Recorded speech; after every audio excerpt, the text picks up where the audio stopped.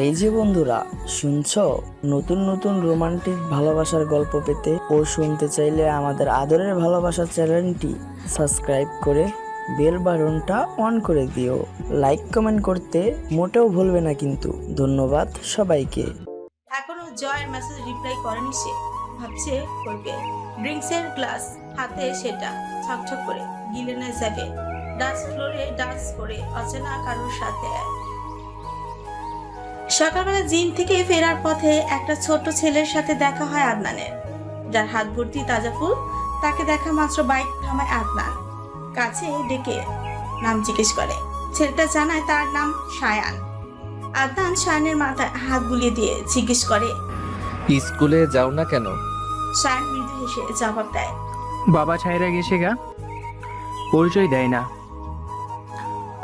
আমি থাহি, আমার অসুখ হেড লাইগা ফুল বেচতে বেরোইছি। আদনান একটা সূক্ষ্ম দীর্ঘশ্বাস ছাড়ে। সায়ানকে জিজ্ঞেস করে, কি হয়েছে মায়ের? জ্বর আইছে, ঔষধ নিয়েছো? আজকা ফুল বিক্রি কইরা কিনমুনে। আদনান ফুলগুলোর দিকে তাকিয়ে বলে, কত করে ফুলগুলো? বেলির মালা 10 টাকা কইরা। সকালে নাস্তা করেছো? না, ফুল কিনা আনছি। আদনান সায়ানকে বাইকের পেছনে উঠতে বলে। সায়ান নাকচ করে দেয়, সে যাবে না কোথাও। আদনান আশ্বাস দিতে সায়ান উঠে বসে। নাস্তা করার জন্য পাশের একটা রেস্টুরেন্টে প্রবেশ করে দুজন। আদনান সকালে বেরিয়েছে, এখনো নাস্তা করা হয়নি। সেজন্য সায়ানকে নিয়ে সকালে নাস্তা সারে। সাথে নাস্তা নাস্তা পার্সেল করে নেয় সায়ানের মায়ের জন্য। ওষুধের দোকান থেকে ওষুধ নেয় সায়ানের অসুস্থ মায়ের জন্য। সেই সাথে কিছু টাকা সায়ানের হাতে ধরিয়ে দেয় আদনান। বিনিময়ে ফুল উপহার দেয় সায়ান। আদনান গোলাপ হাতে নিলে সায়ান বেলির মালা এগিয়ে দিয়ে বলে, ভাবিকে দিয়েন, খুশি হইব। আদনান ঠোঁট কামড়ে হেসে বলে, তোকে কে বলেছে আমি বিয়ে করেছি? ও মা, বিয়ে করেন নাই? না। সায়ান আদনানের বাইকটার দিকে তাকায়। কি সুন্দর লাগছে বাইকটা। আদনান সায়ানের দৃষ্টি পরখ করে সায়ান বলে, একদিন আমিও টাকা কামাবো, আপনার মতো বাইক কিনুম। ইনশাআল্লাহ। আদনান কথাটা বলে কিছুটা থামে। তার কথায় সায়ান জবাব দেয়, দোয়া করবেন ভাই। আচ্ছা। আদনান ফুলাতে বাইক স্টার্ট দেয়। একটু বউ থাকলে তো ফুলগুলো দিতে পারত ভেবে মুচকি এসে বাসায় ফিরেছে। তৃপ্তি ইলমা দুজনেই কলেজ গিয়েছে, সেজন্য বাসা ফাঁকা। আদনান নিজের রুমে গিয়ে ফ্রেশ হয়, বিছানায় গা এলিয়ে দিয়ে ফোনটা হাতে নেয়। সবার আগে জাবিনকে আনফ্রেন্ডের সাথে ব্লক মারে, ফেসবুক, হোয়াটসঅ্যাপ, ইনস্টাগ্রাম সবকিছু থেকে। শুয়ে শুয়ে ফ্রেন্ড লিস্ট থেকে মেয়েদের আনফ্রেন্ড করতেই থাকে। কিছুক্ষণ আনফ্রেন্ড করে বিরক্ত হয় আদনান। এত মেয়ে মানুষ কেন যে লিস্টে নিয়েছিল সে? নিজের প্রতি নিজেরই রাগ লাগছে। ফাইজা ফরিদা পারভিনের সাথে ইলমার বিষয় আলোচনা করছে। মূলত ইলমার বিয়ে শাদীর কথাই তোলে ফাইজা। ফরিদা পারভিন বিরক্ত হয়ে বলে, আগে তৃপ্তির বিয়া দিল, তারপর জেরার বিয়া। আমার নাতির বিয়ার বয়স হয়েছে নাকি? 18 হয়ে গেছে, আর কত বয়স চান আপনি? তুমি কোনো কথা কইবা না জেরার বিষয়ে। কয়দিন দায়িত্ব পালন করছিলা যে বিয়ের জন্য লাফাইতাছ? আমার নাতনিরারে মারো নাই? কম মারছো? কম খারাপ ব্যবহার করছো? এখন কম ঝামেলা করো নাকি ইনানের লগে? ফাইজা অপমান বোধ করে, একটা হিংস্রতা জন্ম নেয়। এই মুহূর্তে ইলমাকে পেলে খিজে করতেন তিনি। ফরিদা পারভিনের উপর কিছুটা চটে বলে, যখন মান সম্মান নিয়ে টানাটানি করবে তখন বুঝবেন আমার কথার মানে। ফাইজা উঁচু গলায় কথা বলায় ফরিদা পারভিন কাট কাট গলায় জবাব দেয়। জেরার বিষয়ে নাক গলাইবা না। তাদের চিৎকার শুনে আদনান রুম থেকে বেরিয়ে আসে। ফাইজাকে দেখে মেজাজ চড়ে যায়। বিরক্তি নিয়ে ফরিদা পারভিনকে বলে, দাদিন কি হয়েছে? চিৎকার করছো কেন? দেখ নাতি, ফাইজা কইতাছে জেরার বিয়ের কথা। আমার নাতনি নাকি মান সম্মান খাওয়াইবো। জেরা কি এমন তুই বল? তখনই ফাইজা জবাব দেয়, ইলমা কি দুধে ধোয়া তুলসী পাতা নাকি গুনগান গাইবেন? এখানকার মেয়ে মানুষ সুবিধার হয় না। আপনার সমস্যাটা কি? গলা উঁচু করে বলে আদনান। ফাইজা জবাব দেয়, আমি সে পরিবারের সম্মানের কথা ভাবছি। রাখেন আপনার সম্মান। মেলিচার ব্যাপারে 10 হাত দূরে থাকবেন। ওর বিয়ে কখন দিবে না দিবে বাবা চাচ্চু ভাববে। তার চেয়ে চেষ্টা করেন মনের হিংসা কমিয়ে ব্যবহারটা ভালো করতে পারেন কিনা। আন্দান বেয়াদবের মতো আচরণ করছো কেন? এই শোনেন, মেলিচাকে নিয়ে উল্টাপাল্টা বললে আমি আপনাকে নমস্কার করতে পারবো না। আমাকে খেপাবেন না, পরে পস্তাতে হবে। চরম বেয়াদব তুমি। মেলচির জন্য এত দরদ প্রকাশ করছো যে সুবিধা লাগছে না। ইনান আসুক আজকে। উল্টাপাল্টা কিছু বললে আগুন জ্বলবে আপনার সংসারে, সাথে এই বাড়িতে। Mind it. চিৎকার করে কথাটা বলে আদনান। ফাইজা চুপসে যায়। ফরিদা পারভিন আদনানকে বলে। রুমে যাও নাতি, কথা বাড়াইও না। আদনান অগ্নি দৃষ্টি নিক্ষেপ করে ফাইজার দিকে। ফাইজা এসে তাকে ডেকে আনে। আদনানকে নিয়ে অভিযোগ করে বেয়াদব হয়েছে, বড়দের সম্মান দিতে জানে না, কিভাবে কথা বলতে হয় শেখেনি। ফরিদা পারভিন পুরো ঘটনাই বলেন। তাতে ঈশিতা আদনানকে বকাঝকা করেন। ফাইজাকে তেমন কিছু বলেননি তিনি। আদনান রুমে এসে ইলমার আসল মাকে বুঝতে থাকে। প্রেমের জোয়ার এত বেশি ছিল যে চলে যেতে হয়েছে। কি পাষাণ হৃদয় ছিলেন তিনি। ইলমার কথা কি সত্যি মনে পড়ে না? বিকেলে ইলমা বাসায় আসলে সব নীরব নিস্তব্ধ পায়। নিজের রুমে প্রবেশ করে দরজাটা লাগিয়ে দেয়। অগোছালো রুমটা দেখে নাক মুখ কুঁচকে নেয়। কাঁধের ব্যাগ ফেলে চেঞ্জ করে শাওয়ার নেয়। এর মাঝে ফরিদা পারভিন ডাকতে থাকে খাবার খাওয়ার জন্য। ইলমা বেশি দেরি করে না, খিদে লাগায় তাড়াতাড়ি খেতে বসে। ফরিদা পারভিন সামনে চেয়ারে বসে ইলমার খাওয়া দেখছেন। বেশি করে খাওয়ার জন্য বকাঝকা করছেন। এত কম করে কেউ খায় নাকি? ফরিদা পারভিনের বকা শুনে ফাইজা রুম থেকে বেরিয়ে আসে। ইলমা বেশি খেতে পারেনি, সেই জন্য এটো ভাতে পানি ঢালে। তখনই ফাইজা সুযোগ বুঝে পোছা মেরে বলে, আরো কত অন্ন ধ্বংস দেখতে হবে। একেবারে গায়ের উপর বসে অন্ন ধ্বংস করছে। নিজে রান্না করলে আর টাকা ইনকাম করলে বুঝতো ভাতের দাম। ফাইজার কথায় ফরিদা পারভিন জবাব দেয়, ইনান আসুক আজকে। তোমার সাহস বেশি বাড়ছে ফাইজা। জেরারে নিয়ে এত সমস্যা তোমার? ইলমা ফরিদা পারভিনকে থামিয়ে বলেন, কিছু বলতে হবে না দাদি, ঝামেলা দেখতে ভালো লাগে না। ফাইজা সেসব কথা কানে তুলেনি, সোজা নিজের রুমে চলে গেছে। ইলমা বেশিক্ষণ দাঁড়ায়নি, নিজের রুমে গিয়ে দরজা লাগিয়ে দেয়। কথার আঘাত মারাত্মক হয়, যা তীরের আঘাতের থেকেও বেশি ক্ষত সৃষ্টি করে। তীরের আঘাতের ক্ষত একটা সময় শুকিয়ে যায়, কিন্তু কথার আঘাতের ক্ষত জনমভর অক্ষত থাকে। মুহূর্তে ইলমা সবকিছু যেন এলোমেলো হয়ে যায়। ক্লান্ত দেহ, অবসন্ন মন, বিষাক্ত কথার আঘাত সব মিলিয়ে নিজেকে অস্বাভাবিক লাগছে। চোখ বেয়ে অশ্রু ঝরছে আপন গতিতে। ইলমা ফ্লোরে থাপ করে বসে পড়ে, হাতের উল্টো পিঠ দিয়ে। চোখের পানি যতবার মুছে ততবারই তা অবাধ্য হয়ে নতুন করে চোখ বেয়ে গড়িয়ে পড়ছে। বারবার নিজের ভাগ্যকে নিয়ে অভিযোগ আসে, এই যে এত সুন্দর দেখতে মানুষগুলো, তার পরিবার, অথচ কারোর মনেও নূতন শান্তি নেই। সব বিষয়ে একটা না একটা কোলাহল, অশান্তি রয়েছে। ইলমা বুঝতে পারছে না ভাগ্যকে দোষ দিবে নাকি সময়কে। মাত্র 6 বছর বয়সে বাবা মায়ের বিচ্ছেদ দেখেছে সে, মানসিক ভাবে ধাক্কা খেয়েছে, যেটা শোক এখনো মনের মাঝে রয়ে গেছে।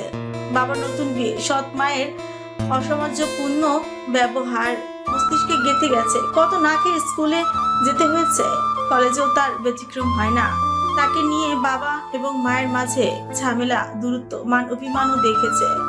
এইটুকু জীবনে অনেক কিছু স্বাদ পেয়েছে সে, শুধু দাদি আর বাবার সাপোর্টে এখনো হাসি মুখে রয়েছে সে। তবুও নিশির আগমন হলে চারপাশ যখন তমসায় ডুবে যায়, তখন চোখ এবং মন দুটোই নীরব আর্তনাদের প্রতিযোগিতায় নামে।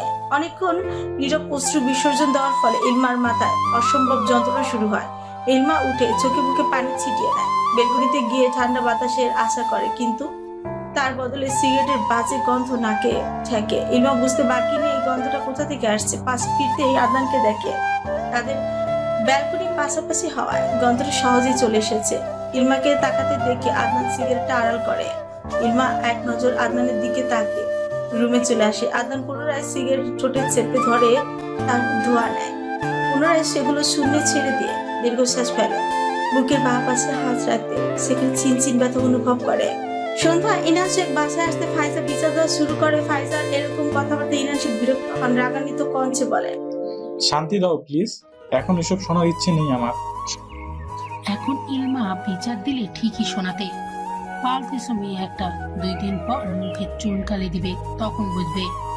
সমস্যা কি তোমার? ফালতুর মতো কথাবার্তা বলছো কেন? সমস্যা আছে আমার। তোমার ভাইপো ইলমার হয়ে আমার সাথে মুখোমুখি তর্ক করে। বেয়াদব একটা, আমাকে থ্রেট দেয়। আমি ওর বড় নাকি ছোট গিয়ে দেখো তোমার মেয়ের সাথে প্রেম করছে। মুখ সামলে কথা বলো ফাইজা। ইলমা বা আদনান, তাদেরকে দেখেই বোঝা যায় এরকম কোনো আকাঙ্ক্ষা ওদের মনে নেই। তুমি অযথা মানুষকে হ্যারেস করা বন্ধ করো। তুমিও আমাকে দাম দাও না। আমি দেখি সতীনের মেয়ে নিয়ে তোমার ভাত খাচ্ছি, অন্য কেউ হলে কবেই চলে যেত। জেনে শুনেই বিয়ে করেছো আমায়, তাহলে এসব কথা আসছে কেন? তোমাদের ব্যবহার, তোমার মেয়েকে সবার সামনে জিজ্ঞাসা করো আদনানের সাথে ওর কিছু আছে কিনা।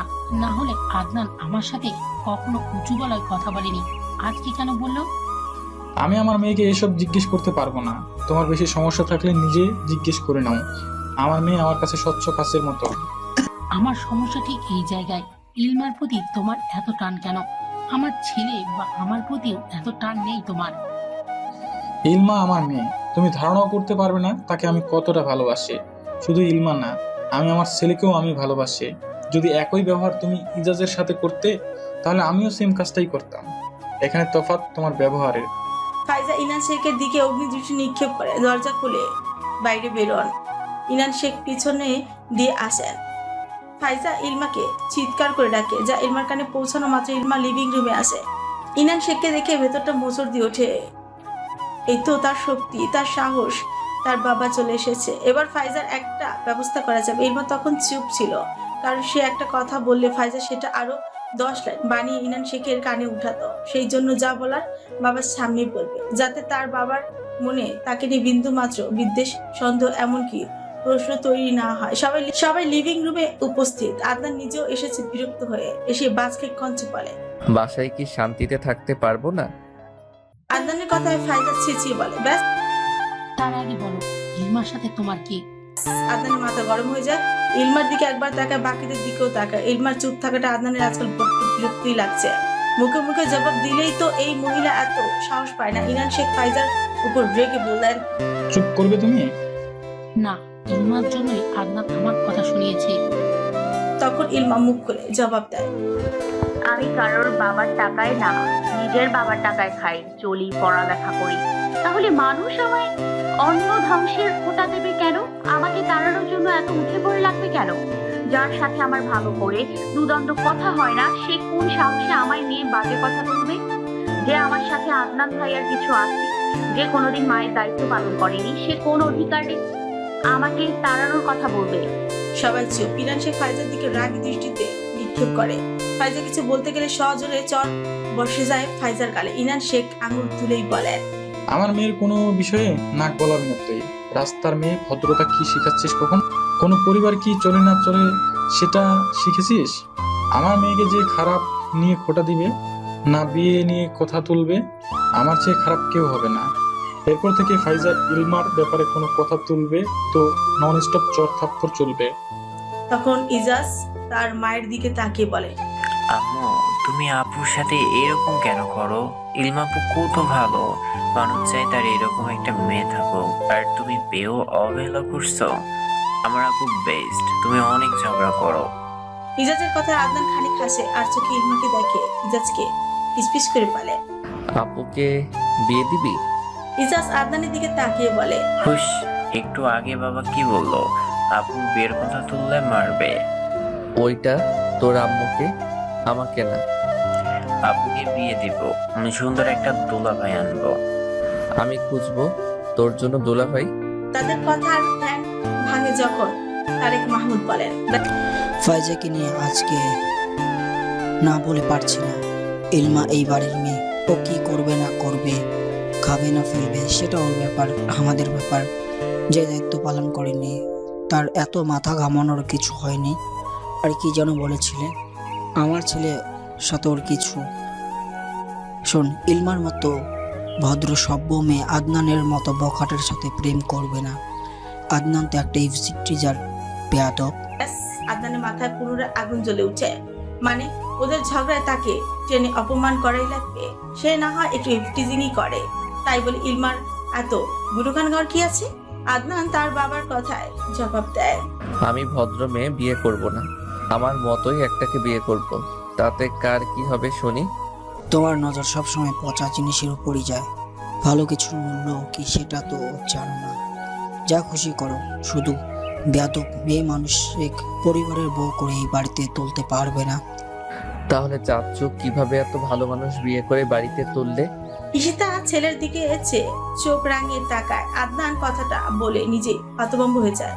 মনে মনে বলে, ইস আদনান, সব সময় সত্যিটা বলতে নেই, এখন দিলি তো আর একটা আগুন জ্বালিয়ে। তারেক মাহমুদ ছেলের কথায় খুশি হন। একেবারে মোক্ষম জায়গায় কথাটা বলেছে। ব্যাত্তব হলেও একটা সুবিধা আছে, মুখের উপর জবাব দেওয়া যায়, সত্যিটাও বলা যায়। কিন্তু তার ছেলেটা একটু বেশি বেয়াদব, মানে বেয়াদবের টপ ক্লাসে আছে সে। ইনান শেখ এই নিয়ে একটু শব্দ করেনি, সোজা রুমে চলে যান। ফাইজা ইজাজের রুমে গেছে। তারা সরতে ঈশিতা আদনানকে বলে, মুখটা সামলাও আদনান, সব সময় সত্যি বলতে হয় না। তখনই ফরিদা পারভিন ইলমাকে বলেন, এরপর চুপ থাকলে তোর খবর আছে, মুখে মুখে জবাব দিবি, দেখবি সাহস পাইবো না। ফরিদা পারভিনের কথায় আদনান ইলমাকে বলে, মেলিচার বাচ্চা, যা তেজ আমার সাথে দেখার, শুধু যেখানে দরকার সেখানে বিড়ালের মতো মিউ মিউ করিস। আদনানের কথায় ইলমা বিরক্ত হয়। চোখ রাঙিয়ে তাকাতে আদনান বিরক্তিকর চাহনি দিয়ে বলে, এই প্রেমিক নারী, চোখ রাঙাবি তো খবর আছে। মুখ সামলে কথা বলো, না হলে খবর আছে। থ্রেড দেওয়া বন্ধ কর, তোর বাপের 12টা বাজাতে আমার সময় লাগবে না। কথায় কথায় বাপ টানো কেন, সমস্যা কি? তোর বাপ একটা হিটলার, দেখিস না রিনা খান একটাকে বিয়ে করে নিয়ে এসেছে, কাউকেই শান্তি দেয় না। তখন ঈশিতা আদনানকে থামুক দিয়ে বলে, থামবে নাকি গরম খুন্তিটা নিয়ে আসবো? আদনান চুপ করে। ইলমা তার দাদির পাশে গিয়ে বসে। তখন তারেক মাহমুদ ইলমাকে বলে, শোনো মা, এরপর ফাইজা তোমার কোনো বিষয় বাড়াবাড়ি করলে ইনানকে বলবে, না হলে আমাকে চুপ করে থাকবে না। তারেক মাহমুদের কথায় ফরিদা পারভিন বলেন, ফাইজা যা বলবে জবাব দিবি, চুপ করে থাকলে মাথায় উঠে বসে। তাদের দুজনের কথা শুনে ইলমা জবাব দেয়, আমি যা বলার বাবার সামনে বলবো, যা প্রতিবাদ করার বাবার সামনে করব। বাবার অনুমতিতে আমি এক লাইন বললে তিনি 4 লাইন বানিয়ে সেটা উপস্থাপন করবেন। তখন আমার বাবার মনে আমাকে নিয়ে একটু হলেও প্রশ্ন তৈরি হবে। এখন আমি কিছু বলছি না, সেজন্য আমার বাবা নিজের মতো করে হ্যান্ডেল করতে পারে। তখন আমি কিছু বললে তখন তাকে বিচার করতে হবে কার কথাটা সঠিক। আমি কি আদৌ কথাটা ঠিক বলেছি নাকি উনি সঠিক বলেছে? ইলমার কথায় তারেক মাহমুদ আদনানকে বলেন, কিছু শেখো ইলমার থেকে, জীবনে বেয়াদবি ছাড়া কিছুই তো শিখতে পারো নি। এই মেলিচা, আমার দেওয়া হরলিক্সটা ঠিকঠাক খাচ্ছিস তো? আদনানের কথা তৃপ্তি শব্দ করে হাসে। ঈশিতা ছেলের কথায় হাসবে নাকি বকা দিবে বুঝতে পারছে না। আদনানের এমন কথায় ইলমা ফরকে যায়। আদনান বিরক্ত হয় ইলমা চুপ থাকতে দেখে। তখন ইলমা জবাব দেয়, এটা কেমন প্রশ্ন? আগে তো তোর মাথায় তেমন বুদ্ধি ছিল না, কথাবার্তাও মেরে ছিল, নিশ্চয়ই আমার দেওয়া হরলিক্সকে বুদ্ধি বেড়েছে তোর। ইলমা আদনানকে চোখ রাঙায়। ফরিদা পারভিন বলেন, এই ঝগড়া লেগে গেল। আদনান উঠে দাঁড়ায়। অনেকক্ষণ হলো ভালো মানুষদের সাথে বসেছে, বেশিক্ষণ বসলে তার চুলকানি শুরু হয়ে যাবে, সেই জন্য উঠে দাঁড়ায়। অতিরিক্ত ভালো মানুষদের পাশে বসতে আনকমফোর্টেবল ফিল হয়, কারণ সে জানে তার মতো বেয়াদব চারটা আছে কিনা সন্দেহ। রুমে এসে একটা সিগারেট ধরে আদনান, সেটা টানতে টানতে ফেসবুকে ঢুকে নিজেদের ফ্রেন্ডস গ্রুপে ঢুকতে দেখে নির্মাণ একটা স্ক্রিনশট দিয়েছে। সেটাও জেবিন এবং আবরণের আপলোড করা পিকচার্সের। আদনান ছবিটা দেখে আহা রিয়েক্ট মারে। নির্মাণ লিখেছে, কি রে, তোর শিকার তো আবরণের কাছে। ব্লক মেরে দিয়েছি, এসব মাতারি আমার দরকার নেই। বাকিরাও অ্যাক্টিভ হয়। আদনানের মেসেজে সবাই অবাক হয়। সেজন জিজ্ঞেস করে, কি ব্যাপার, রিয়ানার ভালোবাসার গুড সাইড নাকি? হেতি আরেক শালি, সব এক রকমের, ব্রেকআপ করে নেব, আপাতত প্রেম করছি না। ওই এই সন্ধ্যায় কি মদ গেলছিস নাকি? নির্মাণের মেসেজে আদনান মৃদু হাসে রিপ্লাই করে, না, ভাবছি রাতে ক্লাবে যাব, তোর কোনো পরিচিত জুনিয়র থাকলে নিয়ে আসিস। হালাল কো হালাল, তুই আর ভালো হইলি না। নির্মাণের রিপ্লাই দেখে আদনান পুনরায় হাসে। গ্রুপ থেকে বেরিয়ে আবরণকে খোঁচা মারে লিখে, কিও নারী দরদি জাতির পিতা, মেয়ে রাজি হয়েছে এতদিনে। আবরণ জেবিনের সাথে কথা বলেছিল। আদনানের মেসেজ দেখে হা হয়ে যায়। এর আগেও তাদের কথা হয়েছে মেসেঞ্জারে, তাও আবরণই প্রথমে নক দিয়েছিল জেবিনের ব্যাপারে। এখন আদনান আজকে নক দিয়েছে। আবরণ রিপ্লাই করে, মেয়ে মানে জেবিন আমার ফিউচার ওয়াইফ। শেষমেশ জনগণের খাওয়াটাকেই বউ বানাচ্ছিস। ক্লাবে নাচলেই কি ভার্জিনিটি নষ্ট হয়ে যায়? না, যদি ক্লাবে নাচতে নাচতে লাঙের হাত ধরে রমে যাই তখন নিশ্চয়ই ভার্জিনিটি নষ্ট হয়। তবে তোর কপাল একদিক দিয়ে ভালো, তোর ফিউচার বউকে আদনান শেখ গভীরভাবে টেস্ট করেনি। এই মুখ সামলে কথা বলবি। নারী দরদি জাতির পিতা জনগণের খাওয়া জিনিস আবার টেস্ট করবে? ছি ছি। তাহলে তোর বোন কে দিস? নিশ্চয়ই পিওর হবে, একবারে দেশি খাঁটি মাল। শোরের বাচ্চা, আর একবার এই কথাটা বললে তোর জিভ টেনে ছিঁড়ে ফেলবো। কথাটা বলে আদনান ফোন ছুঁড়ে মারে। মুহূর্তে নিজের মাঝে উত্তেজনা দেখতে পায়, রক্ত যেন টকবক করছে, হাত নিষ্পিস করছে, যেন এই মুহূর্তে জয় আবরণকে হাতের কাছে পেলে 2 কোপ বসিয়ে দিত। ভীষণ মাথা গরম হয়ে আছে আদনানের। কি করা যায় ভেবেই ব্যালকনিতে যায়। নিস্তব্ধ চারপাশে, আকাশে নেই চাঁদ বা তারা, তিমিরে ডুবে থাকা বিশাল আকাশ, মৃদু হিমশীতল বাতাস। আদনান বারবার ঘেমে উঠেছে, ব্যাকুল মনটাকে শান্ত করার চেষ্টা চালাচ্ছে বারবার। বুকের বাঁ পাশে হাত রাখে, তার মনের সেই পবিত্র এবং শুদ্ধ নারীর কথা মনে আনে। মুহূর্তে একরাশ ভালো লাগা কাজ করে, সেই জন্য মৃদু হেসে বিড়বিড় করে বলে, ভাগ্যিস পবিত্র নারী হৃদয়ের অন্তঃস্থলে আছে, না হলে বেসামাল আমিকে এত সহজে কে সামলাতো। ব্যালকনি গ্রিলে হাত রেখে গুনগুন করে গিয়েছে, আমি কেমনে তোমায় রাখিব, কোন বাঁধনে বাঁধিব? তুমি ছাড়া হৃদয় অচেতন, তুমি ছাড়া হৃদয় অচেতন। সুপ্রভাতে শেখ পরিবারের সবাই নাস্তা খেতে বসেছে। এক পর্যায়ে কথা উঠে নতুন বাড়ি নিয়ে তৃপ্তি তারেক মাহমুদকে জিজ্ঞেস করে, বাবা, কাজ কবে শেষ হবে? 6 মাস 1 বছর তো লাগবে। তারেক মাহমুদের কথা শেষ হতে ইলমা জবাব দেয়, তৃপ্তি গিয়েছিস সেখানে? তৃপ্তি উপনিস মাথা দুলেই বলে, হ্যাঁ, সেদিন গিয়েছিলাম বন্ধুদের সাথে। আদনান দুজনের কথা শুনে তখন ইলমা বলে উঠছে, বাবা, আমিও যাব সেখানে। সাথে সাথে ইনান শেখ বলেন, কাজ শেষ হলে যাবে। এখন দিনের বেলায় ওখানে ছেলে পেলে থাকে, কাজ করে। যুগ খারাপ, তোমার যেতে হবে না। তুমি নিয়ে চলো। মেয়ের কথা ইনান শেখ হৃদয় কুচকা জবাব দেন। বাবার সময় নেই, একটু অপেক্ষা করো, একেবারে যেও। মা জবাব দেয় না, মুহূর্তে চুপসে যায়। বাকিরাও যে যার মতো নাস্তা খেয়ে নিজেদের গন্তব্যে রওনা হয়। আদনান রুমে এসে একটা সিগারেট ধরায়, সেটা টানতে টানতে শরীরে পারফিউম মাখে। সিগারেট খাওয়া শেষ হতেই মুখ ধুয়ে নেয়, পরিপাটি হয়ে বাইকের চাবি নিয়ে বেরোয় বাসা থেকে। নির্মাণ, সেজান, নিশাত এবং রাহা আদনানের জন্য অপেক্ষায় করছিল। আদনান আসতে 4 জন তাকে চেপে ধরে। নির্মাণ জিজ্ঞেস করে, তোর কি হয়েছে? সেজান জিজ্ঞেস করে, সত্যি ভালো হয়ে গেছিস? নিশাত জিজ্ঞেস করে, আবার নতুন করে প্রেমে পড়েছিস? সবার এক নাগারে করা প্রশ্নে আদনান বিরক্ত হয়, সবাইকে থামিয়ে বলে, এরকম কিছু না, কয়েকদিন রিল্যাক্সে থাকতে চাচ্ছি। প্রেম মানেই তো প্যারা, তাই না? তুই প্লিজ এসব বলিস না, এই ধরনের কথা তোর মুখে একদম শোভা পায় না। নির্মাণের কথা আদনান কয়েকটা গালি উচ্চারণ করে বলে, তোদের জ্বালায় কি ভালো হতে পারবো না?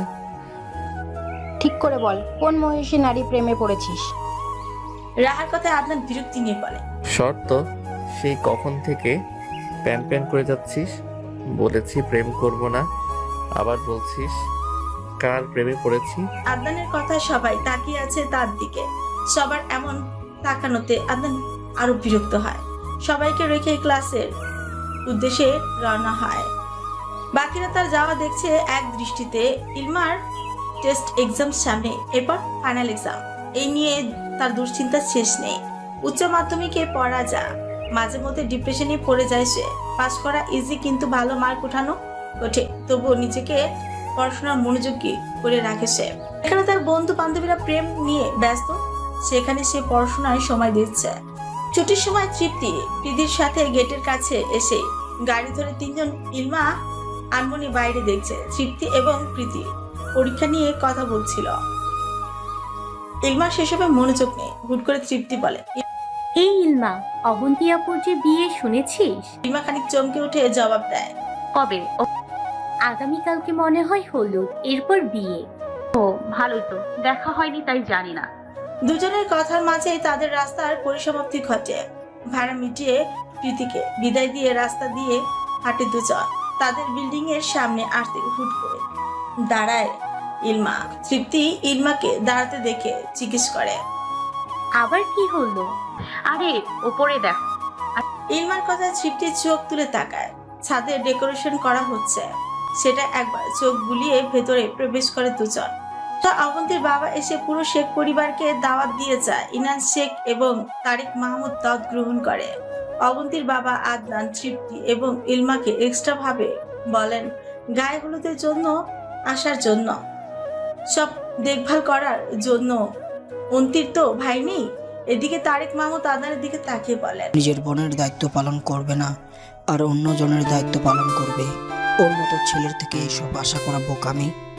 অবন্তীর বাবা তারিক মাহমুদের এমন কথায় জবাব দেয়, সব সময় মানুষ একরকম থাকে না, আদনানও পরিবর্তন হবে। হবে যেদিন সূর্য পশ্চিম আকাশে উঠবে।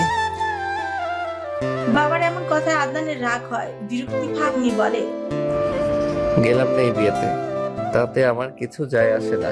আদনানের তেরার কথায় তারিক মাহমুদ ক্ষুব্ধ হয়ে বললেন, এই তেরামের জন্য কিছু করতে পারবে না। অবন্তীর বাবা তারিক মাহমুদকে থামিয়ে বললেন, আরে এখনকার ছেলেদের রক্ত গরম, শান্তভাবে কথা বল। আমি ওর বাবা হই। তখনই ইনান শেখ বলেন, আরে ভাইয়া থামো, ও তো প্রফেশনাল বিয়াদব, সবাই জানে, নতুন করে বলার কিছুই নাই। আদনান চুপ করে থাকে। অবন্তীর বাবা কফি শেষ করে বিদায় নেয়। তিনি যেতে ইলমা তৃপ্তিকে বলে, আরে উপরে দেখ, ওই ফুলের গহনা দিয়ে সাজবো। কাকে বলবো? বাবাকে। না, বকা দিবে, বলবে সামনে টেস্ট এক্সাম। তাহলে আদনান ভাইয়াকে। তৃপ্তির কথা ইলমা আদনানের দিকে তাকায়। একটু আগে যা করলো মাথা গরম, এখন বললে নিশ্চয় ইচ্ছাত করে উঠবে। আদনান তৃপ্তি এবং ইলমার ফিসফিস করে বলা কথায় দৃষ্টিপাত করেছিল। ইনান শেখ উঠে রুমে যান। তখনই তৃপ্তি তারিক মাহমুদকে বলেন, বাবা ফুল লাগবে। মুহূর্তে মেজাজ হারায় তারিক মাহমুদ বলেন, ফুল দিয়ে কি করবে তুমি? গহনা বানাবো। টাকা দেবে, নিজে নিয়ে আসবে, আমার সময় নেই। তাহলে ভাইয়াকে বলো। তারিক মাহমুদ বিরক্ত হন আদনানের দিকে তাকিয়ে বলেন, তুমি স্বপ্ন দেখো তোমার ভাই ফুল এনে দেবে। আদনান এবার গলার আওয়াজ চওড়া করে বলে, সব বিষয় আমাকে টানবে না, না তৃপ্তি, না এই পরিবারের কোনো ব্যাপারে। আমার মতো বেয়াদবের থেকে কোনো আশা রাখবে না কেউ। কথায় কথায় বালের কথা বলে। আমি জানি আমি বেয়াদব, এই পাড়ার সবাই জানে। প্রতিদিন বলার কিছু হয়নি। আদনানের মৃদু চিৎকারে তারিক মাহমুদ চিচিয়ে বলেন, টাকা খরচ করে বেয়াদব বানাচ্ছি, এত সুফলতা দিয়ে কি করব যদি ছেলেটাকে মানুষ করতে না পারি? তখন ঈশিতা বলে, ওকে তুমি খারাপ বানিয়েছো। মানুষ অভাব বুঝায়, তুমি কখনো অভাব বুঝিয়েছো? টাকা চাইলে দিয়ে দিতা, ভুল হয়েছে। ওকে দেশের বাইরে পাঠানো উচিত ছিল। পরিবারের অভাব বুঝতো, হার্ড ওয়ার্ক করতো, এটাই বেটার ছিল। সব দোষ তোমার, তুমি তখন রাজি হওনি কেন? ঈশিতার কথায় তারিক মাহমুদ ক্রুদ্ধ হয়। আদনানকে বলে, তোমাকে 15 দিন সময় দিলাম, নিজেকে পরিবর্তন না করলে বাড়ি থেকে বেরিয়ে যাবে। আমি কারোর জন্য নিজেকে পরিবর্তন করতে পারবো না। থাকলাম না এই বাড়িতে, তাতে আমার কিচ্ছু যায় আসবে না। ফরিদা পারভিন সবাইকে থামিয়ে বললেন, আমার নাতি কোথাও যাইবো না। তারেক কি বলে এদিন? তখন ঈশিতা বলে, আর লাই দিবেন না প্লিজ, ওর পরিবর্তন হওয়াটা জরুরি। ইলমা তৃপ্তি দুজনই স্তব্ধ। কি একটা কথার থেকে কোথায় গেল? ইলমা ভাবছে ফুলের কথা তোলাটাই ভুল ছিল, তৃপ্তি ভাবছে ফুলের কথা তারেক মাহমুদকে বলাটাই ভুল ছিল। কিন্তু তারেক মাহমুদ এবার জোর দিয়ে বলেছেন সবটা। আদনানকে মাত্র 15 দিনের সময়, এরপর আদনানের বাড়ি ছাড়তে হবে। তখন ফরিদা পারভিন বললেন, আদনানটার কি হলো? ওর ফুফাতো ভাইটারে তো দেখতে পারে, কত নম্র ভদ্র। আদনানের মেজাজ খেটে গেছে। তার দাদির দরকার ছিল নিজের মেয়ের নাতির কথা তোলার। আদনান যুক্তি নিয়ে বলে, ওই ট্যাপলার কথা আমার কাছে বলবে না। ও কি কি করে বেড়ায় তুমি জানো না কি? নিজে তো বেয়াদব, সেজন্য ভালো ছেলেটাকেও তোমার মতো ভাবছো? ঈশিতার কথায় আদনান বাঁকা হেসে বলে। কেমন ভালো সেটা সময় হলে বুঝবে। কথাটা বলে সে রুমে চলে যায়। বাকিরা তার কথায় চোয়াল শক্ত করে নিয়েছে। তখনই ফরিদা পারভিন বলেন, আদনানটা বিয়ে করাই দাও, যখন বউ আসবো তখন দেখবো সোজা হইয়া যাইবো। মায়ের কথায় তারেক মাহমুদ বিরক্ত হয়ে বললেন, আম্মা, ওর মতো বেয়াদবের কাছে কে মেয়ের বিয়ে দেবে? ও কি চাকরি বা কোনো কাজ করে নাকি? বউ চালাবে কিভাবে? 15 দিন যদি নিজেকে সঠিক পথে আনতে পারে তো আমার বন্ধুর কাছে প্রস্তাব রাখবো। তাহলে তো ভালোই। ফরিদা পারভিনের কথা শেষ হতে ইলমা তৃপ্তি দুজনে উঠে রুমে আসে। তৃপ্তি ইলমাকে বলে, ভাইয়া কিভাবে 15 দিনে নিজেকে পরিবর্তন করবে? জানি না, ও বেশি উচ্ছৃঙ্খল, মানে অতিরিক্ত। শোন, একটা কথা বলি। তৃপ্তির কণ্ঠ অন্যরকম শোনালো। ইলমা কিছুটা অবাক হয়, জবাব দেয়, কি? ভাইয়াকে বুঝাবি? কি? হ্যাঁ, ভাইয়া যদি তোর কথা শোনে। আস্তাগফিরুল্লাহ। আদনান যা, আমাকে ধমকে সাইডে রেখে দেবে না ভাই। ওনার গার্লফ্রেন্ডকে বল বোঝাতে, আমি এসবে নেই। আমার মনে হয় ভাইয়া তোর কথা শুনবে। কোন অধিকারের জন্য আমার কথা শোনাবে? জানি না, ভাইয়ার চোখে তোর জন্য আকুলতা, টান, মায়া দেখতে পাই। এসব কেমন কথা তৃপ্তি? আদনানের মতো প্লে বয়ের মাঝে এরকম কিছু থাকতেই পারে না। তুই প্লিজ উল্টাপাল্টা বলে আমার মনে ওকে নিয়ে তিক্ততা তৈরি করিস না। এরপর থেকে ওর সাথে কথা বলতে গেলেও 4 বার ভাবতে হবে আমার। আমি এসব পছন্দ করি না তৃপ্তি। হ্যাঁ, আচ্ছা বাদ দে, কিছু বলতে হবে না। হ্যাঁ, ওনার ভালো, উনি আমাদের থেকেও বেশি বোঝেন। অবন্তীর হলুদের রাতে আতশবাজি ফোটানো ওই হুজুরে বেঁধেছে ছাদের মানুষজন। ঈশিতা তৃপ্তির রুমে আসে। তখন তৃপ্তি মুখ গোমরা করে পড়ার টেবিলে বসেছিল। ঈশিতা এসে জিজ্ঞেস করে, হলুদে যাবে না? ইলমাকে বলো আমার ভালো লাগছে না। কেন, ফুল পাওনি তাই? এরকম কিছু না, যাও প্লিজ। কথাটা বলে ঈশিতাকে ঠেলে রুম থেকে বের করে দেয় তৃপ্তি। ঈশিতা মেয়ের কার্যকলাপে মৃদু হাসে। বেরোতে আদনানের মুখোমুখি হয়। আদনান ঈশিতাকে দেখে পাশ কাটিয়ে সোফায় গিয়ে বসে। ঈশিতা ইলমার রুমে যাচ্ছিল, কিন্তু ইলমা তখন লিভিং রুমে আসে। ঈশিতা তাকে দেখেই বলে, হলুদে যাবে না? তৃপ্তি কোথায়? রুমে শাড়ি পরবে না? ইলমা খানিক চুপ থেকে জবাব দেয়, ফুল হলে শাড়ি পরতাম, এখন দেখি গাউন পরে যাব। ইলমার কথা ঈশিতা জবাব দেয়, হলুদে শাড়ি পরে যেও, সুন্দর লাগবে। কথাটা বলে চোখ দিয়ে আদনানকে ইশারা করে। ইলমা আদনানের দিকে তাকায়। সে ফোন স্ক্রল করছে, কিন্তু ফুলের কথা বলার সাহস নেই তার। এমনিতেই গতকাল যা করলো না জানি ধমক একটা দিয়ে বসিয়ে রাখে। ইলমাকে চুপ থাকতে দেখে ঈশিতা ফিসফিস করে বলে, বলো। আরে ধমক দেবে, লাগবে না ফুল। কথাটা জোরেই বলে ইলমা। আদনান ফ্রিকুচকে তাকায় ইলমার দিকে। ইলমা দৃষ্টি অন্যদিকে ফিরায়। আদনান ইলমার মুখশ্রী একবার পরে করে ঈশিতা প্রস্থান করে। তৃপ্তি তখন এসে বলে, ইলমা যাবি না? যাবনি। ভাইয়াকে বল ফুল এনে দিতে। কণ্ঠস্বর খাতে নামিয়ে বলে তৃপ্তি।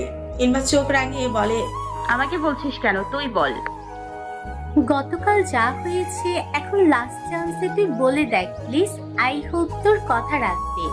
তৃপ্তির এন কথা ইলমা পুনরায় চোখ রাঙায়। তৃপ্তি ঠেলতে থাকে। আদনান ওদের কাণ্ড কারখানা আর চোখে দেখছে আর মিটিমিটি হাসছে।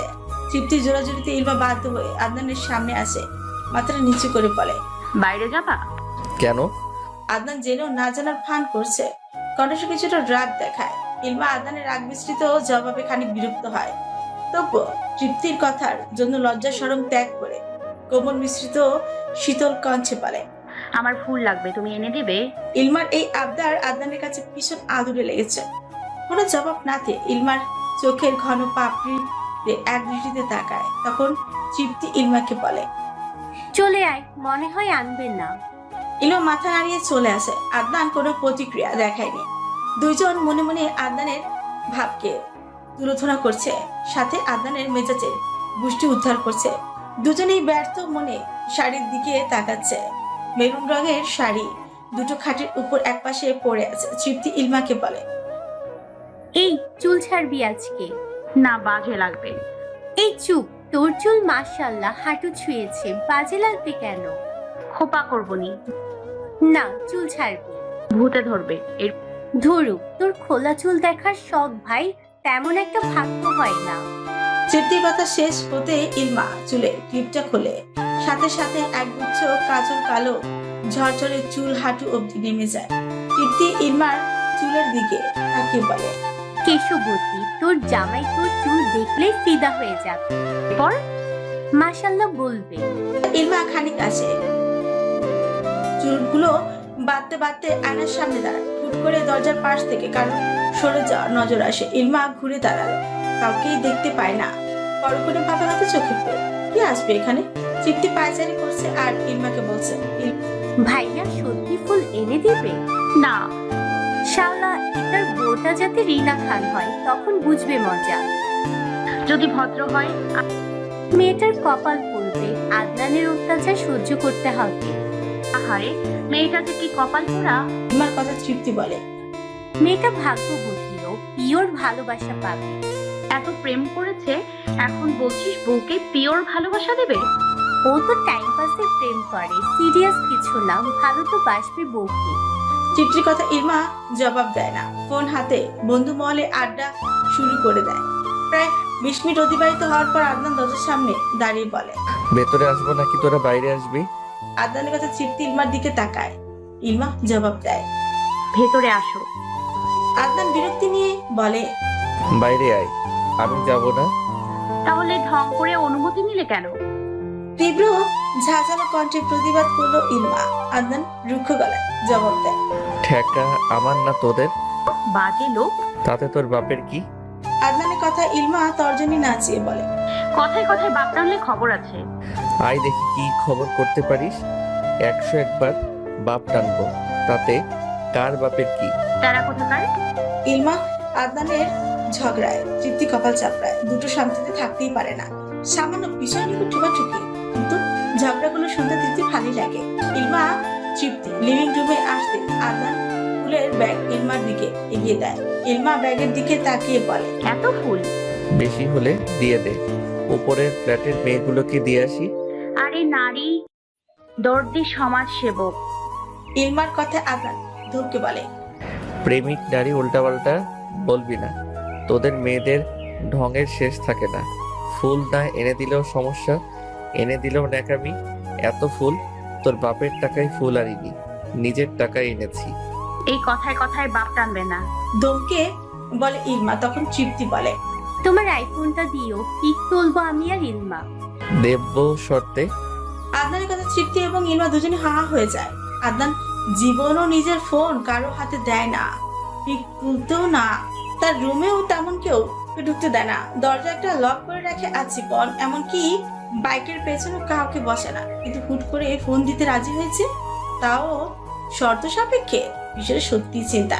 আদনানের কথা ইলমা বলে, কি শর্ত? চুল ছেড়ে হলুদে যেতে পারবি না, বেড়া মানুষের আশেপাশে যেতে পারবি না, মেয়ে মানুষ ব্যতীত অন্য কারোর সাথে কথা বলতে পারবি না, হলুদে গিয়ে ঢং ন্যাকামি কোনোটাই করতে পারবি না। এসব রুলস মানলে আমার আইফোন দিব, আজকে যত খুশি পিক তুলতে পারবি। আদনানের শর্ত শুনে ইলমা তৃপ্তির দিকে তাকায়। তৃপ্তি চোখ দিয়ে ইশারা দিতে ইলমা জবাব দেয়, এসব শর্ত মানা বেপরোয়া। এই তো ভদ্রভাবে চলবি, যাতে লোকে খারাপ না বলে। আচ্ছা যা, দেরি হয়ে যাবে। আদনানের কথা ইলমা তৃপ্তি ফুল নিয়ে ইলমার রুমে যায়, মূলত গহনা বানানোর জন্য। রুমে এসে ফ্লোরে ফুলগুলো ব্যাগ থেকে বের করে ইলমা। আদনান অনেকগুলো ফুল এনেছে, বলা যায় তাদের প্রয়োজনের চেয়েও 3 গুণ বেশি ফুল। ইলমা তৃপ্তির দিকে তাকিয়ে বলে, তোর ভাই একটা পাগল। আসলে কিভাবে টাকা নষ্ট করা যায় সেই ধান্দা। বড়লোকি মন তার, দেখিস না কত মেয়ে সেখানে জায়গা পায়। ভাইয়ার রাগ বেশি হলেও মন ভালো। তৃপ্তির কথা ইলমা মৃদু হেসে বলে, হয়তো। আদনান সোফায় বসে ফোন থেকে পিকচার ডিলিট করছে, আবার হাইড করছে। মূলত মেয়েদের সাথে যেসব পিকচার আছে সেগুলোর কিছু ডিলিট আর কিছু হাইড করেছে। উঠে রুমে এসে ফোনটা চার্জে বসে ব্যালকনিতে যায় আদনান। আজকে মনটা বেশ ফুলফুলি লাগছে। রাতে ডিনারটা করেই ইলমা এবং তৃপ্তি রেডি হতে বসেছে। ঈশিতাকে ডেকে এনে ইলমা শাড়ি পরে সে নিজের শাড়ি নিজে পরতে পারে না, যত চেষ্টা করে কুচি ঠিক হয় না, আসলটা উল্টো পড়ে, কোনোভাবেই তাল করতে পারে না সে। ইলমা তৃপ্তি সেম ভাবে শাড়ি পরে, দু হাতে বেলি ফুলের গাজরা, সাথে খোপাতেও ফুল দেয়। ইলমা কানে ঝুমকো পরে, গলার স্বর্ণের চেন আর চেঞ্জ করেনি, চোখে আইলাইনার, কপালের চিপ, হালকা লিপস্টিক, উজ্জ্বল শ্যামবন্ধ মুখে হালকা সাজে মায়াবী লাগছে তাকে। তাদের 4 ভাই বোনের মধ্যে ইলমা উজ্জ্বল শ্যামলা। সে তার বাবার গায়ে রং পেয়েছে, তবে চেহারা পুরোটা মায়ের পেয়েছে। আদনান, তৃপ্তি, ইজাজ আর দাদি এবং বাবা মায়ের মতন ধবধবে ফর্সা। শুধু ইনান শেখ এবং ইলমার গায়ের রঙই একই, সেটাও উজ্জ্বল শ্যামবর্ণ। ইলমা দুটো গোলাপ হাতে নেয়। দুজনই তৈরি হয়ে বাইরে আসতে আদনানকে খাবার টেবিলে দেখতে পায়, বাকিরা সোফায় বসা। ফাইজা আশেপাশে নেই, সবার আগে বা পরে সে খাবার খায়। সবাই যখন বসে কথা বলে আশেপাশেও আসে না সে। তৃপ্তি এবং ইলমাকে দেখে ফরিদা পারভিন বলেন, সাবধানে যাস, কোন ছাড়ার দিকে তাকাবি না। ফরিদা পারভিনের কথা ইলমা আদনানের দিকে তাকায়, বিড়বিড় করে বলে, তোমার বলতে হবে না, তোমার নাতি যেই রোজ দিয়েছে তোমার থেকেও দ্বিগুণ না। ইনান শেখ মেয়েকে দেখে জিজ্ঞেস করে, ফুল এনেছো কখন? বাকিরাও তাকায়। তৃপ্তি তখন জবাব দেয়, ভাইয়া এনে দিয়েছে। বাকিরা আর চোখে আদনানকে দেখছে। আদনান সেদিকে ভ্রুক্ষেপ না করে নিজের মতো করে খাবার খেয়ে শেষ দেয়। হাত ধুয়ে পানি পান করে রুমে যায়। চার্জ থেকে ফোনটা খুলে বাইরে আসে, তৃপ্তির দিকে ফোন বাড়িয়ে দিয়ে বলে, যা বলেছি মনে থাকে যেন। তৃপ্তি মাথা নাড়ায়। ইলমার হাত ধরে বেরিয়ে যায়। আদনান আর সেখানে থাকেনি, সোজা রুমে চলে আসে। বেশি ভালো মানুষদের পাশে বসতে নেই, না হলে তাদের বাতাস লেগে শরীরে চুলকানি শুরু হতে পারে। তৃপ্তি ইলমা আসতেই দেখে সাজানো হচ্ছে অবন্তীকে, একদম পরি লাগছে। তাদের রিলেটিভ আছে বটে, শিমুল এবং তাজবিকে দেখে তৃপ্তি। ইলমা তাদের কাছে যায়, কিছুক্ষণ কথাবার্তা বলে। তৃপ্তি এবং ইলমা ছবি তুলতে যায়। এক কোণায় দাঁড়িয়ে ইলমা ছবি তুলছে, তার ক্যামেরাম্যান তৃপ্তি। এক পর্যায়ে তৃপ্তি আশেপাশে তাকিয়ে বলে, কেউ নেই, প্লিজ চুল ছাড়া একটা পিক তোল, অনেক সুন্দর লাগবে। সাথে সাথে ইলমা জবাব দেয়, না, আদনান দেখলে বকবে। তোর হোয়াটসঅ্যাপে পাঠিয়ে ওর ফোন থেকে ডিলিট মেরে দেব। শিমুল তাজবিহা আসতে তৃপ্তি তাদের বলে, পাশাপাশি দাঁড়াও, ইলমাকে যাতে বাইরে না দেখা যায়। তিনজন পাশাপাশি দাঁড়াতে ইলমা নিজের খোপা ছেড়ে দেয়। দ্বিকল কুন্তল কোমর ছড়িয়ে সেই কেশ। ইলমার ছবি তোলা শেষ হতে চুল খোপা করে নেয়। তারপর তৃপ্তি ছবি তোলে। অবন্তীকে হলুদ দিয়ে স্টেজে ছবি তোলে দুজন। 12:30টার মাঝেই আবার বাসায় চলে আসে ইলমা এবং তৃপ্তি। তৃপ্তি শাড়ি পরে হাসপাস করছে, সেজন্য এসে ফ্রিজ থেকে পানির বোতল নিয়ে রুমে চলে যায়। ইলমা আদনানের ফোন হাতে রুমে আসে, ছবি সব হোয়াটসঅ্যাপে দিয়ে আদনানের গ্যালারি থেকে ডিলিট করে দেয়। পুনরায় রুম থেকে বেরোয় সে। বেশি দেরি করলে আবার আদনান রেগে যায়, ফোন দিয়ে এসে চেঞ্জ করতে পারবে সেই ভেবে আদনানের রুমের দরজা নক করে ইলমা। 2-3 বার নক করতে আদনান এসে দরজা খোলে। শাড়ি পরা মৃদু এলোমেলো ইলমাকে নজরে আসে আদনানের। শ্যামকন্যার চোখের দিকে দৃষ্টিপাত করতেই যেন গভীর সমুদ্র দেখতে পায় সে। অন্যরকম সুন্দর সেই চোখ জোড়া। আদনান সেই গভীর চোখে নিজের চোখের মিলনে বেশিক্ষণ ডুবাতে পারেনি। নিজের সর্বনাশের ভয়ে দৃষ্টি সংযত করে নেয়। সামনে তাকিয়ে বলে, রোলস ঠিকঠাক মেরেছিস তো? ইলমার জবাবে আদনান কুচকে বলে, দেখিস মিথ্যা বলিস না, সব খবর আমার কাছে আছে। বললাম তো রুলস মেনেছি। খানিক বিরক্তি নিয়ে এই কথাটা বলল ইলমা। আদনান চোয়াল শক্ত করে বলে, এই বালের মেজাজ দেখাবি না। তোমার কথাবার্তা এমন কেন? সেটা জেনে তোর কাজ নেই। কথাটা বলে ইলমার হাত থেকে ছো মেরে ফোনটা নিয়ে মুখের উপর দরজা লাগিয়ে দেয় আদনান।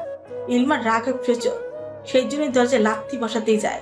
তখন আবার আদনান পুনরায় দরজা খুলেছিল, যার দরুন ফ্লোরে স্লিপ কেটে পড়তে যায় ইলমা। আদনান হতভম্ব হয়ে ইলমার এক হাত ধরতে পড়া থেকে রক্ষা পায় ইলমা। রাগে দুঃখে তার কান্না আসছে। আদনান ইলমার চোখ মুখ দেখে মুখ টিপে হাসে। ইলমা নিজেকে সামলে তীব্র ছাঁচালো কণ্ঠে বলে, আল্লাহ বিচার করবে। দরজার শান্তি মতো লাঠিটাও বসাতে দেয়নি। ইলমার কথা আদনান জবাব দেয়, মাথা মোটা, এরকম শক্ত কাঠের দরজায় লাথি দিলে পা ভেঙে যেত। ভাঙলে ভাঙতো, তাতে কার বাপের কি? কথাটা বলে আদনানের থেকে হাত ছাড়ি মেরে সরিয়ে নেয়। মুখ ঝামটা মেরে চলে আসে নিজের রুমে। আদনান ইলমা যাওয়ার দিকে তাকিয়ে হো হো করে হেসে ওঠে। যেই হাসির শব্দ ইলমার কানে আসতে চরম বিরক্ত হয় ইলমার রুমে যাওয়ার পেছন দিয়ে আদনান নিজের রুমে প্রবেশ করে, দরজা লক করে দেয়। ফোন হাতে নিয়ে গ্যালারিতে যেতেই একটাও ছবি পায় না তৃপ্তি এবং ইলমার। মূর্তি টনক করে। তার সব ডিলিট করে দিয়েছে মা। মেয়েটা বজ্জ পোকা। তার হোয়াটসঅ্যাপে গেলেই তো সব ছবি পেয়ে যাবে। সেজন্য আদনান ইলমার আইডিতে যায়। ছবি সব কিছু গেছে, আবার কিছু যাচ্ছে। আদনান একে একে ইলমার সবগুলো ছবি সেভ করে নেয়। বেলকুনিতে বসে বসে ইলমার ছবিগুলো দেখে সে। ঘড়ির কাঁটা সকাল 7টার ঘর ছুঁয়েছে। আদনানের অ্যালার্ম সেই 6:30 থেকে বেজে যাচ্ছে। আদনান সেটা বন্ধ করে আবার নির্দিষ্ট সময় চলতেই থাকে অ্যালার্ম। একটু বিরক্তি নিয়ে বিছানা ছাড়ে ফ্রেশ হতে চলে যায় আদনান। আজকে ভার্সিটি যাবে সে। রুমে এসে নিজেকে তৈরি করে নাস্তা খাওয়ার জন্য লিভিং রুমে আসে তারেক, মাহমুদ এবং ইনান শেখ। মাত্র এসেছে নাস্তা খাওয়ার জন্য। তারা 3 জন একসাথে বসে নাস্তা সেরে নেয়। খেতে বসে তেমন কথা হয়নি তাদের মাঝে। আদনানের খাওয়া শেষ হতে বাইকের চাবি নিয়ে আসে ইলমা, তৃপ্তি সবে নাস্তা খেতে বসেছে। আদনান দুজনকে আর চোখে পরখ করে নেয়। বেড়ে যাওয়ার আগ মুহূর্তে তারেক মাহমুদ আদনানকে শুনিয়ে শুনিয়ে বলেন, আম্মা, তোমার নাতিকে বলে দিও আর 14 দিন। আদনানের কানে আসে সে কথা। বাকিরা তার যাওয়া দেখছে। আদনান সূক্ষ্ম দীর্ঘশ্বাস ছেড়ে বাইক নিয়ে বেরিয়ে যায়। তারেক মাহমুদ আদনানের যাওয়া দেখে বিরক্ত হন। ফরিদা পারভিন তারেক মাহমুদকে বলে, আর কিছু বলার দরকার নাই। শোন, বিকালে আমি আর তৃপ্তি ফাতিহার বাসায় যাব। মায়ের কথা ইনান শেখ জিজ্ঞেস করে, হুট করে কেন? এত অনেকদিন ধরেই বলছে ফারিসের জন্য মেয়ে দেখতে যাব। বেশ ভালো খবর। ইনান শেখের কথা তারেক মাহমুদ তৃপ্তিকে বলে, ভালো মেয়ে দেখবে ফারিসের জন্য। ছেলেটা যথেষ্ট ভদ্র। ইলমা সবার কথা শ্রবণ করে নাস্তা শেষ করে সবার উদ্দেশ্যেই বলে, বিয়েতে যাবে না তোমরা? তারেক মাহমুদ জবাব দেয়, ইনান তো কোর্টে যাবে, বাকিরা যারা আছে যাবে আর কি। ফাইজা ইজাজকে বকছিল তখন, পড়ালেখা ঠিক করে না এই সেই হাবিজাবি কত ব্যাপার নিয়ে। ইজাজ নাস্তা খেয়ে রুমে চলে যায়। তৃপ্তি তার আম্মুকে রান্নার কাছে হেল্প করতে চায়। ইলমা উঠে নিজের রুমে আসে। তার রুমে অনেকটা অগোছালো হয়ে আছে। ইলমার তেমন সময় হয় না রুম গোছানো। আজকে যেহেতু কলেজ যাবে না, রুমটা গোছানো যায়।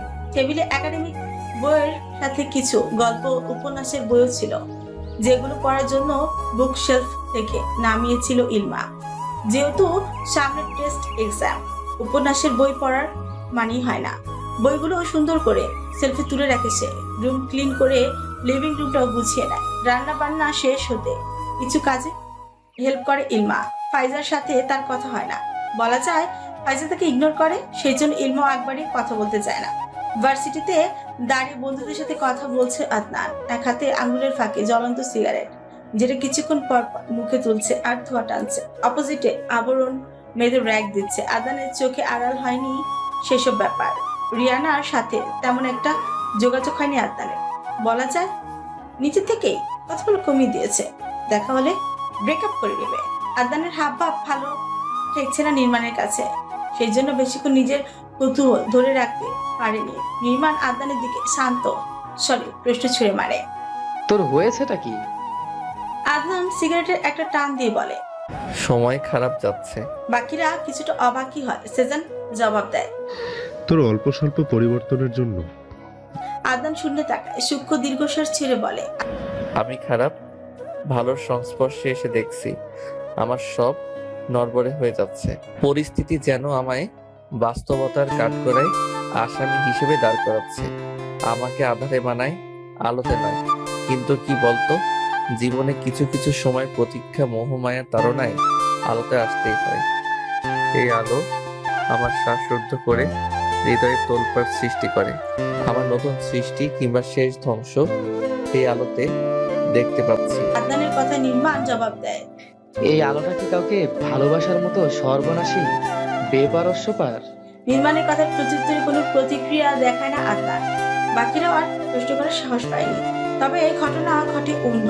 আদনান যখন আবরণের সামনে যাচ্ছিল, তখনই আবরণের দলের একটা ছেলে চিৎকারি মেরে বলেছে, জয় ভাই, আপনার শালা যাচ্ছে। কথাটা বলে ছেলেটা হাসে। সাথে ছেলেপেলেগুলো হাসে। আদনানের কর্ণপুর হয় সেই বাক্য, কিন্তু ঝামেলা যেতে চায় না। সেই জন্য কিছু বলে, তার বোনকে সে সামনে রাখতে পারবে। মুখে বললেই বিয়ে হয়ে যায় না, আর না শালা হয়ে যায়। কিন্তু জয় সেই কথাটা কাউন্ট করে জবাব দেয়, একবারে দেশি মাল দেখলেই জীবন জল চলে আসে। ব্যাস। আদনানের টেম্পার গরম হয়ে যায়। শার্টের হাতা ফোল্ডার করতে করতে এগিয়ে আসে আবরণের দিকে। আবরণ আদনানকে খেপিয়ে যেন তৃপ্তি পেল। আদনান এসেই আবরণের গলা চেপে ধরে, নিজের শক্ত মাথা দিয়ে আবরণের কপালে জোরে পাড়ি দেয়। হাত মুষ্টিবদ্ধ করে আবরণের নরম গালে আঘাত করে, পা তুলে আবরণের পেটে আঘাত করে, যার ফলস্বরূপ আবরণের মুখ দিয়ে রক্ত বেরিয়ে পরে নিচে লুটিয়ে পড়ে। এগিয়ে আসে আবরণের দলের ছেলেপুলেরা। আদনান তাদের সাথে মারামারিতে ব্যস্ত, তবে নিজেও 2-4 ঘা খেয়েছে, যার ফলে কপাল ঠোঁট ফেটে রক্তে টুটুম্বু। নির্মাণ, সেজান, মোহিত এসে আদনানকে ছাড়ায়। জয় উঠে আদনানের পিঠে কয়েকটা লাথি বসায়, তাতে আদনান পুনরায় ক্ষিপ্ত হয়। আবরণের অন্ডকোষ বরাবর লাথি বসিয়ে দিয়ে বলে, সুরের বাচ্চাই মেশিন নিয়ে তো তেজ না তোর। এরপর আমার বোনকে নিয়ে বাজে কথা মুখে আনলে একেবারে অকাজে বানিয়ে ফিউচারে বাপ হওয়া ছুটিয়ে দেব। আবরণ ব্যথায় দম যায় যায় অবস্থা, তবু ঠোঁটের কোণে তার হাসি। আদনান বেশ বিরক্ত হয়। আবরণ সর্বশক্তি দিয়ে চিৎকার করে বলে, তোর বোনকে তো আমি দেখে নিব, যেখানেই পাবো। ফিউচারের কথা চিন্তা করিস। আদনান তেরে আসতে গেলে নির্মাণ তাকে ঠেকায়। আদনান চোখ মুখ শক্ত করে বাজে গালি দেয় আবরণকে। আদনানকে টেনে টেনে এক সাইডে নিয়ে আসা হয়। মুখের অবস্থা রক্তমাখা, রাগে শরীর অসম্ভব কাঁপছে তার। কপালের রগ সুস্পষ্ট হয়ে ফুটে উঠেছে, হাত দুটো মুষ্টিবদ্ধ। অন্যদিকে আবরণকে হসপিটালের উদ্দেশ্যে নেওয়া হয়। নির্মাণ আদনানকে পানির বোতল এগিয়ে দিতে দিতে বলে, তোদের ঝামেলা আর শেষ হবে না, হসপিটালে চল। ওই সুরের বাচ্চা আমার বোনকে নিয়ে বাজে কথা বলবে কেন? ওর ঝামেলা আমার সাথে, আমার পরিবার টানবে কেন? জানি না, আবরণকে বিশ্বাস নেই, তৃপ্তিকে সাবধানে রাখিস। নির্মাণের কথায় আদনান পানি পান করে উঠে দাঁড়ায়। শরীরের সর্বাঙ্গ ব্যথায় বিষিয়ে উঠেছে। আদনানের অবস্থা বুঝে নির্মাণ এবং সেজান তাকে ধরে গাড়িতে নিয়ে বসায়, পাশের হসপিটালে নিয়ে যায়। আদনান চুপচাপ হসপিটালে আসে, কাটা জায়গায় ড্রেসিং করিয়ে ব্যান্ডেজ করে নেয়। ব্যথার ঔষধ সহ আরো কিছু ওষুধ লিখে দেওয়া হয়। হসপিটাল থেকে বেরিয়ে 3 জন বন্ধু একটা রেস্টুরেন্টে ঢুকে দুপুরে খাবার খাওয়ার জন্য। দুপুর বলতে 2:30 বেজে গেছে প্রায়। 3 জন মিলে লাঞ্চ সেরে বাইরে আসে। আদনান এই অবস্থায় নিয়েই বাসায় যাবে না, সেজন্য ঠিক করে 2 দিন নির্মাণের বাসায় কাটিয়ে দিবে। অবন্তীর বিয়েতে এসেছে শেখ পরিবারের সদস্যরা। তৃপ্তি, ইলমা দুজনেই সারারা পরে হিজাব বেঁধে মাথা ঢেকেছে। ঈশিতা এবং ফাইজার সাথেই ছিল 2 জন। গিফট দিয়ে বরকে দেখে পিকচার তোলে তারা। অবন্তীকে বউ সাজে মাশাআল্লাহ সুন্দর লাগছে। খাবার খেয়ে দেরি করেনি তারা, নিজেদের ফ্ল্যাটে চলে আসে। বিকেলে ফরিদা পারভিনের সাথে তৃপ্তি আর ফুপির বাসায় যাবে। তার ফুপির বাসায় যাবে। ফরিদা পারভিনের কথা মতো 2-3 দিন সেখানে থাকবে তারা। সেজন্য তৃপ্তি ব্যাগে 2 3 পিস সহ দরকারি জিনিসপত্র নিয়ে নেয়। কিছুক্ষণ রেস্ট করে দাদি নাতনি বেরোয় ফারিসদের বাসার উদ্দেশ্যে। তারেক মাহমুদের পার্সোনাল গাড়ি করে যাবে। ড্রাইভার তাদেরকে বাসার সামনে নামিয়ে দিবে। তৃপ্তি চলে যাবে। ইলমা 2-3 দিন একাই কাটাবে। একা বলতে আর কি, কলেজে তার সময় কেটে যাবে। তবে দাদিকে আর তৃপ্তিকে সে 3টে দিন মিস করবে। সন্ধ্যা ঈশিতা নাস্তা বানাচ্ছে, ইলমাও হেল্প করছে। ফাইজা আশেপাশেও ঘেঁষেনি। কিচেনে তারা 2 জন। আদনান তখনও ফেরেনি, কল দিয়েছে, ফোন বন্ধ বলছে। ঈশিতা চিন্তিত ছেলেকে নিয়ে। ইলমা বলে, আদনানের হলোটা কি? সেই সকালে বেরিয়েছে, বাসায় আসার নাম নেই। মনে হয় এক্ষুনি এই বাসা ছেড়ে দিচ্ছে। আরে না, কোনো সমস্যায় পড়েছে মনে হয়। যে নিজে সমস্যা সৃষ্টি করে তার আবার কিসের সমস্যা? ইলমার কথা ঈশিতা নীরব চাহনি দেয়। ইলমা চায়ের ফ্লাক্সে চা চেখে নিচ্ছে। ঈশিতা সূক্ষ্ম দীর্ঘশ্বাস ছাড়ে। এই ছন্নছাড়াটার কি হবে, কিভাবে ঠিক হবে? ভবিষ্যৎ কি? এখনো নেশা ছাড়তে পারেনি। ভালো হওয়ার নাম অন্তত বহু দূরে। ইলমা চায়ের ফ্লাক্স নিয়ে লিভিং রুমে আসে। ইজাজ তখন রুম থেকে বেরোয়। ইলমাকে দেখে বলে, গুড ইভিনিং বোনো। শুভ সন্ধ্যা। কথাটা বলে ইজাজকে এক কাপ চা ঢেলে দেয় ইলমা। ইনান শেখ এসে চেয়ারে টেনে বসেন। তারেক মাহমুদ চা পান করেন। ঈশিতা এসে বললেন, আদনান এখনো ফিরেনি? ফোন বন্ধ? দেখো নেশা করে কোথায় টল হয়ে পড়ে আছে। কণ্ঠস্বরে বিরক্ত সুস্পষ্ট। ইরান শেখ কোনো প্রতিক্রিয়া দেখাননি। আদনানকে এমনিতেও তার পছন্দ না। ভদ্রতার রেশ মাত্র নেই ছেলেটার মাঝে।